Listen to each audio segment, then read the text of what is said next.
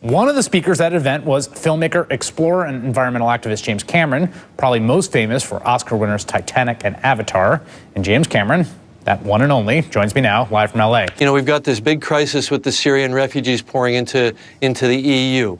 So you've got this big, immigrant refugee crisis. Well, that's caused by the rise of ISIS and the collapse of Syria as a state. It's now a failed state. Well, why? It all began as a result of a drought.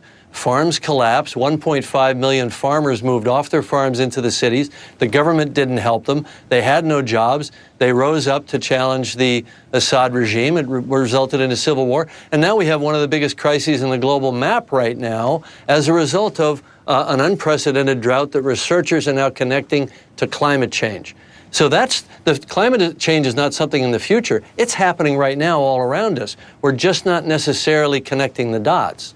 And finally and quickly, James, you are partnering with Sam Cass, friend of mine, former White House chef, on the Food Choice Task Force. What's that? Right.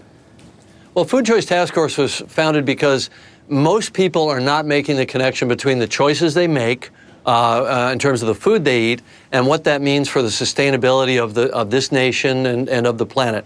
And let me give you an example that most people don't know.